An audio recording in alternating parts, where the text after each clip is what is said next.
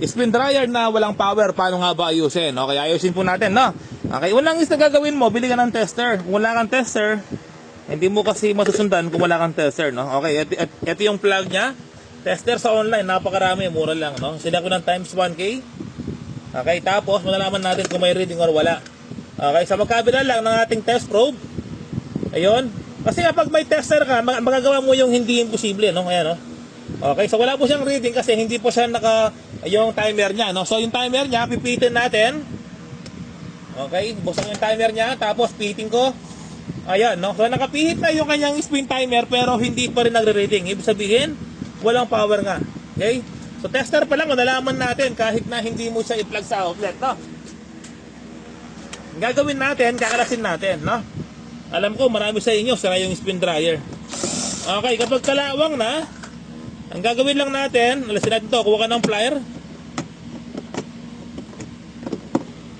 O, tapos, itapon na to kasi nga, hindi na magagamit pa, kalawang na. Okay, tapos, buksan mo sa likod. Okay.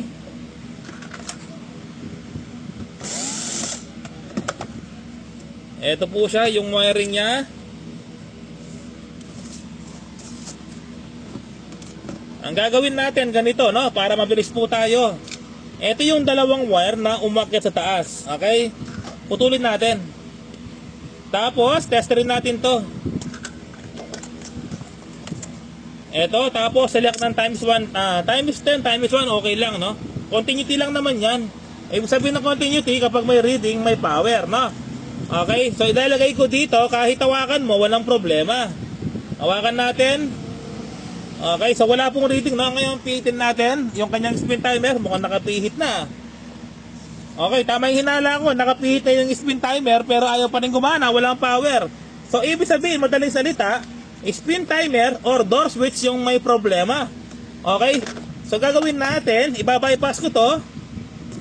Kapag walang ugong, ibig sabihin walang power. Kapag may ugong, ibig sabihin may power.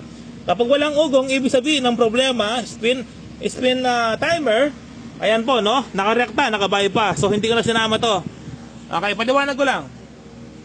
Meron dalawang klase, no? Kahit sa washing machine man yan or sa spin dryer, ganito po. Kapag yung isa may ugong, ibig sabihin may power. Ibig sabihin, okay yung kanyang plug, okay yung kanyang wash timer or spin timer.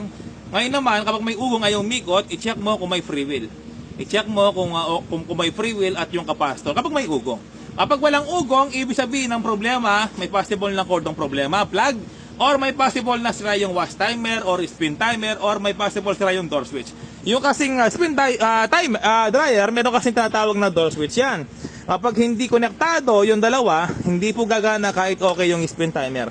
Okay? Subukan na natin mga repairman, pero bago yon, ikot ko muna yung kanyang free wheel, no? Kung may free wheel nga ba. Ito yung sinasabi kong free wheel sa bawat vlog po natin, no? Ikot natin nito. Ayan ang free wheel, no? Kapag naiikot naman yan, ibig sabihin, ayan, no, umiikot po siya, so may free wheel. Kapag hindi siya umiikot habang ginagalaw mo, ibig sabihin, wala siyang free wheel. Ayan po, ano? So nakabypass po yan, panigurado, yan ay gagana na. Okay? So ipapakita ko sa inyo, ayun. Tapos, pihitin ko yung timer niya.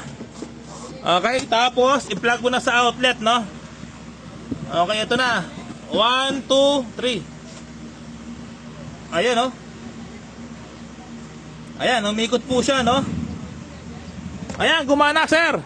Ayan, nagpapagawa si bossing, no? Ayan, sir, okay na po yung spin dryer nyo. Ayan, ang problema, yung kanyang door switch lang. Ayan, no? Okay na.